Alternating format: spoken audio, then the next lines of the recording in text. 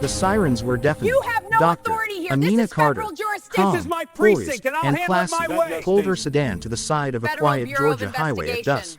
I'm here on Amina official wasn't the business. kind of woman police pulled over without reason. She drove under the limit. She signaled every turn. Her car registration was flawless. Still, flashing red and blue lights rolled behind her like a warning shot from the universe. Officer Mark Conway approached her car window with swagger and a grin he didn't bother hiding. His badge gleamed under fading sunlight, but something else gleamed too, an arrogance that stung like poison. He asked for license and registration, his tone full of artificial authority. Amina complied. She always complied, tonight especially. This was the moment she'd trained for. The moment she needed to get right. Because Amina Carter was not a doctor. She wasn't a random driver pulled over by fate. She was Special Agent Carter, FBI undercover. For months, she had been tracking reports that Conway and a handful of colleagues had been illegally planting narcotics on black drivers, fabricating charges, seizing cars, and quietly ruining lives while rising through ranks on arrest stats. The FBI suspected corruption. Amina was there to prove it. But she expected surveillance, not what came next. Conway searched the backseat without permission.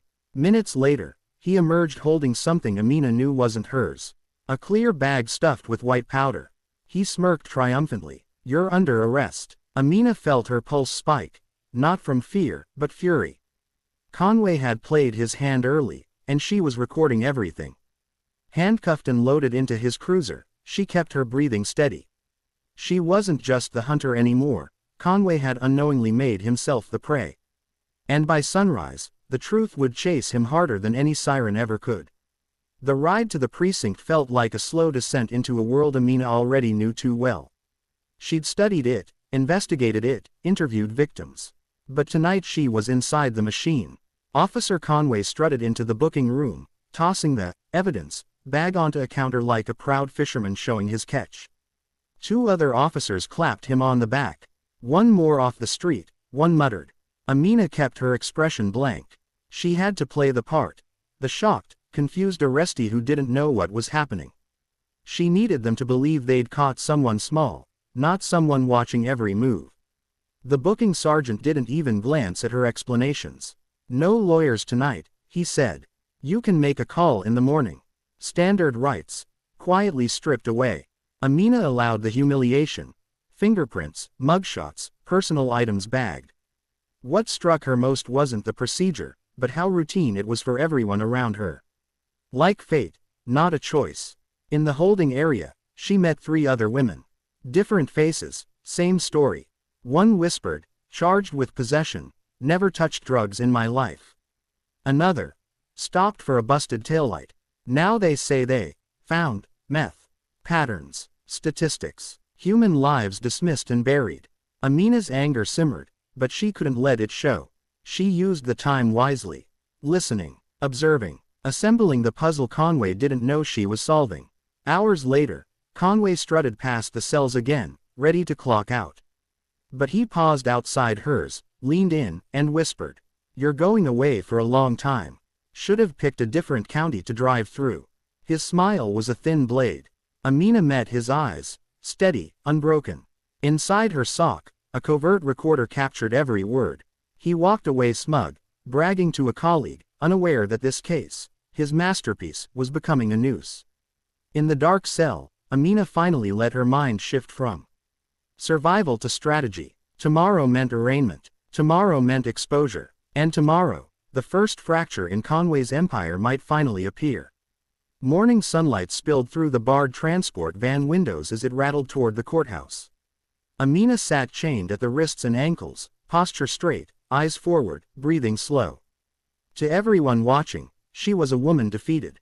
Inside, she was a storm gathering speed. The courthouse lobby buzzed like a beehive. Lawyers hurried, clerks shuffled papers, defendants sat in rows whispering fears. The system moved like clockwork, efficient, cold, hungry. Amina stepped into the stream of bodies, guided by deputies who had no idea they were escorting a federal agent into the heart of her mission. Her arraignment was supposed to be simple: read the charges, set bail. But as the prosecutor rose, Amina's heartbeat deepened. This man, Assistant DA Richard Temple, had a folder waiting. Thick. Prepared. Too prepared. Temple spoke with rehearsed venom. Your Honor, the defendant has a history of interstate travel tied to suspected drug activity. We believe she is a mule with cartel affiliations. Amina almost laughed. Cartel. They had built a fictional life for her in hours, unless it wasn't built in hours. She scanned the room, noting every face. Conway sat in the gallery, clean uniform, polished boots, smirk wiped into a mask of professionalism. But his eyes glowed with victory. A judge entered, Honorable Franklin Hale, silver hair, stern jaw, a gaze that carried decades of authority. Yet when he turned toward Conway, something flickered. A nod, familiarity. Then it hit her. Conway hadn't gotten lucky pulling her over. They'd been handed her. Temple slid documents across to the judge. Arrest records, prior reports, confidential informant statements, all forged, some stamped weeks old. Amina felt the weight of a new truth. This wasn't a lone corrupt cop. It wasn't even a small ring. It was a system, cooperative, organized, practiced, hiding behind badges and robes. She lifted her chin slightly, signaling nothing but silently recording every word spoken. Temple finished strong. We request no bail. Defendant is a flight risk. The judge didn't hesitate. Bail denied. A murmur rippled through the benches. Conway didn't smile this time. He savored. But Amina didn't flinch. Denied bail meant more time inside, which meant more access, more overheard conversations, more cracks to find. They were tightening the cage, not realizing Amina was the one writing the blueprints for tearing it apart. As deputies hauled her away, she smiled inwardly. They thought the trap had closed on her. But the jaws were closing on them. The county jail felt colder after the arraignment. The fluorescent lights hummed overhead, the kind of noise that ate at nerves and patience. But Amina wasn't rattled. She lay awake on the narrow cot, replaying every detail of Judge Franklin Hale's expression. That single, almost invisible nod toward Conway was burned into her memory. By morning, she had her answer from the bureau, slipped through the covert pin tucked beneath her bra strap. 2 coded vibrations. Signal confirmed. Investigation widening. When guards marched her to a temporary holding cell in the courthouse for a follow-up hearing, she noticed something new: tension. The deputies were speaking in hushed tones, glancing over their shoulders, whispering in corners. Something was shifting beneath the surface. Amina sat on the bench, hands cuffed in front of her, listening. Judge Hale's brother. One guard murmured. Contractor for impound lots. Another replied. Gets a cut every time a car is seized. Her blood chilled. Seized vehicles. False felony charges. Asset forfeiture. It wasn't just numbers on reports. It was money, flowing through back channels like a quiet river. Then she heard the name she needed. Conway's captain started it. Hale made sure the cases stuck. Amina exhaled slowly. The judge wasn't biased. He was invested. Minutes later, she was led into a small conference-style courtroom. Fewer people. Fewer eyes. The inside circle. Conway stood with Captain Reynolds, a brick of a man with tan lines from sunglasses and the smug look of someone who believed the whole county belonged to him. Judge Hale entered. His robe swayed like a curtain hiding a darker stage. He didn't look at Amina, he looked through her. Ms. Carter, he began, feigning concern, there may be grounds for a plea deal. A plea deal. They wanted her to validate the lie. To confess. To protect their machine. Amina played confused. I didn't. Hale cut her off sharply. The evidence is overwhelming. Take responsibility and things will go easier. Reynolds folded his arms, voice low. Smart people admit the truth. Amina's gaze drifted toward Conway. He avoided her eyes. Why? Perhaps a flicker of doubt. Or fear that the woman in cuffs knew too much. She spoke softly, the perfect blend of frightened and stubborn. I'll wait for a lawyer. The room froze for half a second, too long for professional actors. Hale's jaw tightened. Conway's fingers twitched. Reynolds' smile faded. They weren't used to resistance. Everyone else broke. Amina knew the next move would be desperate, and desperate men make mistakes. As she was escorted out, her recorder stored every voice. The net was widening. The cracks were showing. Back inside county lockup, Amina finally had a moment to breathe. Not relax. Never relax, but shift gears. Everything she'd heard in the courthouse confirmed it. This was bigger than a crooked cop. Bigger than a shady judge. It was a pipeline, feeding money, prestige, and promotions into the pockets of men who used the law like a weapon. Amina knew the FBI wouldn't sit idle. Her covert earpiece hummed once, then twice, scratched vibrations too subtle to notice unless you were trained. Calm line open. Amina leaned forward on her bunk, eyes on the door, speaking under her breath to what seemed like no one. Asset forfeiture, case stacking, plea coercion, she whispered. Judge Hale, Conway, Captain Reynolds. Probably more. A pause. Then a calm female voice responded, encrypted, direct. We're activating Phase 2. She had never been so relieved to hear those words. Phase 2 meant wiretaps. Phase 2 meant surveillance warrants. Phase 2 meant the FBI was moving from suspicion to evidence collection. By sundown, every phone linked to Conway's department would be monitored. Dispatch lines, patrol car radios, personal burners if they surfaced. Amina's heart pounded, not from fear, but purpose. That night, a new inmate was placed in her cell, Yolanda Perez, mid-30s, exhausted, eyes bruised from crying more than fighting. You knew? Yolanda asked softly. 2 days, Amina replied. Yolanda nodded. Let me guess. Drugs they found. Amina didn't answer. The silence was answer enough. Then Yolanda whispered something that made Amina's pulse stop. They took my kids, she said. Said I can't get them back till I pled guilty. Amina felt heat crawl up her spine. Not anger. Rage. The pattern sharpened. Arrest. Plant evidence. Threaten family. Force guilty plea. Seize assets. Profit. A well-oiled machine grinding real lives into dust. Before lights out, a guard strolled by, whistling. Conway. Not in uniform this time. Relaxed. Smug. He leaned on the bars like he owned the place. Almost done with your notice to appear, he said casually. Judge Hale is fast-tracking the case. You'll be sentenced before the weekend. Amina went still. They wanted her gone from the board before anything leaked.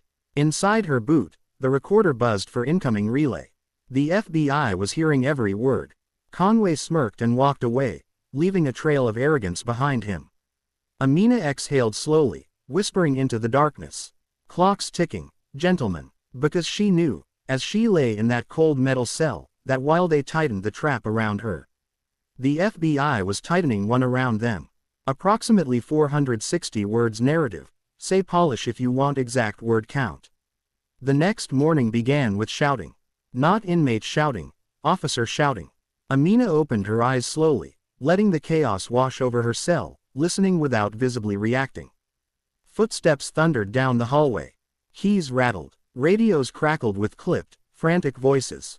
Something had gone wrong. Or very right. A deputy appeared outside the bars, face flushed, sweat at his temples. Everyone up. Jail lockdown. Move away from the door.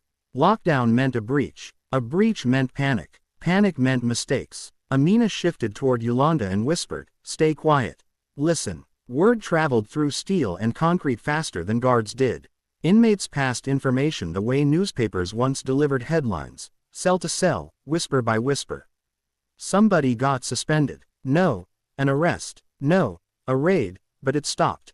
Amina's stomach tightened. Stopped meant interrupted. Interrupted meant someone tipped them off. 2 hours later, she was marched to an interview room, empty except for a bolted table, 2 chairs, and a microphone that wasn't recording. Captain Reynolds entered first, thick-necked, breath short with anger he was trying to swallow. Conway followed, eyes sharp, jaw tense. No swagger today. Reynolds leaned forward. You're going to tell us who you really are.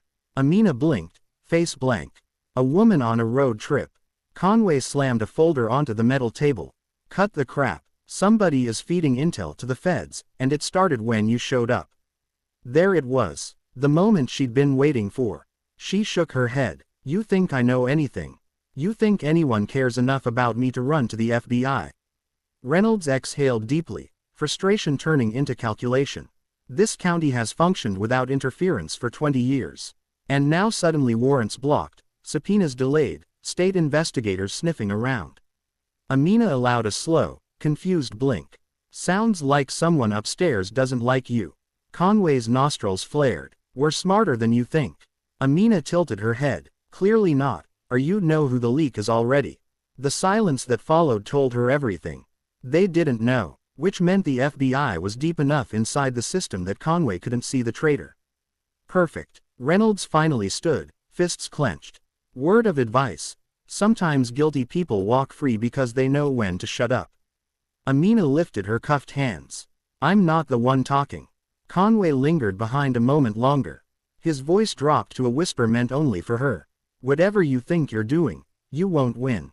Amina met his eyes. Cool, certain, record. Then why do you look like you're already losing? Conway stiffened, and walked out. The door locked behind him with a hard metallic echo. And Amina knew. The Empire was shaking from inside the walls. The air in county lockup felt different that night. Thick, electric, humming with a current Amina could almost taste. Something in the rhythm of the place had changed. Inmates whispered sharper. Guards walked faster, and every door slam echoed a little louder, like the county's walls were groaning under pressure. Just after midnight, her cell door buzzed open. Carter, on your feet. It wasn't a guard she recognized, not one of Conway's usual men. This deputy avoided eye contact, his jaw tight, like he wanted no part of whatever came next. He marched her down the hallway, not toward interrogation, not to the holding cells, but through a back corridor she hadn't seen before, cinderblock walls, flickering lights, quieter than the rest of the jail. At the end of it waited Officer Conway. He stood alone. No Captain Reynolds, no audience, no mask of swagger, just a man who looked like he hadn't slept, eyes red, shirt untucked, anger simmering beneath skin stretched too tight. Leave us, he snapped. The deputy hesitated, then disappeared. Amina took her seat without being told. Conway paced in front of her, rubbing his face once before he locked eyes with her. You're FBI, he said. Not a question, a statement. His voice cracked on the last letter. Amina didn't respond. Conway slammed a hand against the wall. Don't play dumb. You show up out of nowhere, and suddenly every agency in the state is crawling up this department's backside. Amina kept her breathing slow, waiting. Conway leaned in close enough she could smell stale coffee and panic. How much do they know? She blinked. About what? That one line broke him. He laughed. Wild, short, desperate. Everything. They know everything, don't they? Amina tilted her head, examining him like evidence. Depends. What are you afraid they found? His shoulders sagged. There it was, the truth under the badge. Fear. Not of arrest. Not even prison. Fear of exposure. They don't understand, he whispered, voice cracking.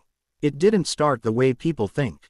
Amina leaned closer. Then tell me what you think they don't know. Conway's eyes narrowed, realizing too late the trap he'd stepped toward. No, he snapped. You don't get to flip this on me. He straightened, trying to rebuild the armor he had walked in wearing. You're going down, he said. You and your bureau friends. This is my town. Amina nodded slowly. If it really was, you wouldn't be this worried. The flicker in his eyes confirmed it. He did know they were closing in. He just didn't know how fast. The guard returned, face pale. Sir, you need to come. Now. Conway froze. Something had broken loose somewhere else, and it was coming for him. Amina smiled inwardly. Tomorrow wouldn't be his town anymore. The courthouse smelled like rain and fear. A storm had rolled in overnight, soaking the streets, rattling the jail windows, and turning the town sky black before sunrise. By mid-morning, thunder cracked like cannon fire while courtroom doors swung open and bodies poured in. Amina, wrists shackled, was marched through a back entrance with 2 deputies. She noticed the difference immediately. These weren't Conway's men. No smirks, no snide remarks, just tense silence. Inside, every seat was filled. Defendants, families, lawyers, reporters who had arrived early for a rumor that couldn't be traced to any official source. A storm outside, a storm inside. When Judge Hale entered, his robe wasn't a symbol today, it was a shield. He looked paler than usual. Fingernails drummed on the bench. Eyes darted toward the gallery. He felt it coming. Everyone did. Amina was positioned at the defense table next to a public defender who barely knew her name.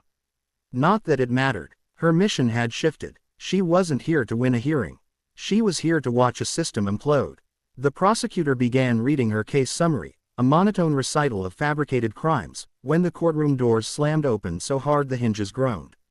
7 figures strode inside, black jackets, gold lettering, FBI U.S. Marshals Task Force. Gasps rippled across the benches. Judge Hale froze mid-sentence. Conway, seated behind the rail, went rigid like a statue someone forgot to finish carving. Lead Agent Sarah Lannister stepped forward, voice steady and merciless. This courtroom is now under federal authority. Hale tried to speak, but she cut him off. Franklin Hale, you are under federal investigation for conspiracy, fraud, racketeering, and obstruction of justice. Step down. The judge rose as if pushed by invisible hands. A deputy moved to cuff him. He resisted, just for a breath, then sagged into the reality swallowing him whole. Conway bolted to his feet. You can't do this. Agent Lannister didn't even look at him. Officer Conway, you are directed to remain. Conway ran, not out the doors, toward the side exit near the jury box. For a heartbeat, the room froze. Then agents surged, benches toppled, spectators scrambled, families screamed. 2 marshals intercepted him mid-stride, tackling him so hard his badge skittered across the polished floor, ringing like a dropped coin. Conway fought, wild, desperate, a drowning man clawing anything to stay above water. You don't understand, he choked out. It's not just us, there are others. They silenced him with cuffs. But Amina heard enough. There are others. Judge Hale was escorted past her, sweaty and defeated. Conway followed, snarling, teeth clenched, eyes burning with the fury of a man watching his kingdom collapse. Amina stood slowly, no permission, just agency. Her cuffs came off seconds later, removed by a smiling deputy with shaking hands. You're free, he whispered. Lightning flashed outside, thunder answered, and inside the county courthouse, justice finally struck back. The county courthouse didn't feel like a place of law anymore. It felt like the aftermath of a battlefield, papers scattered like fallen leaves, benches overturned, whispers pulsing like wind through broken glass. The storm outside only sharpened the edge of every sound. Thunder cracked above as if the sky itself was passing sentence. Amina stood at the defense table, uncuffed, unchained, unseen no longer. For the first time since her arrest, she was allowed to breathe all the way down to her lungs. Deputies escorted Judge Hale and Conway out opposite doors, 2 paths for 2 men who once shared power, now divided by their own corruption. Captain Reynolds was next, yanked so hard his polished shoes squeaked across the tile. Every arrest was a domino falling in slow motion. But the biggest impact wasn't inside this room, it was outside its doors. Families flooded the hallways. Mothers clutched folders of wrongful charges. Teenagers cried in relief. Men with stale tears on their cheeks shook each other's shoulders, stunned. Sides of metal filing cabinets rolled into the lobby, bursting with case files the FBI had seized overnight. One after another, agents began reading names out loud. You're free. Your charges are dropped. You can go home. It wasn't chaos, it was liberation. Amina slipped into the hallway and watched years of injustice unwind in real time. Lawyers who had pleaded for mercy finally got to deliver promises of hope. Public defenders hugged clients. Deputies, good ones, offered apologies that cracked their own voices. Then came the moment that made it real. A small girl, backpack hanging off one shoulder, crashed into Yolanda Perez's arms. Yolanda folded around her daughter like she was made of silk and glass. They said you were never coming home, the girl whispered. Yolanda cried into her hair. They lied, baby, they lied. Amina felt something warm burn behind her eyes. Not sorrow, not rage, justice. Agent Lannister found her near the exit. We traced it back 10 years, she said. Dozens of cases, maybe hundreds. Conway's captain signed off on most. Hale made them stick. Amina nodded. He was right about one thing.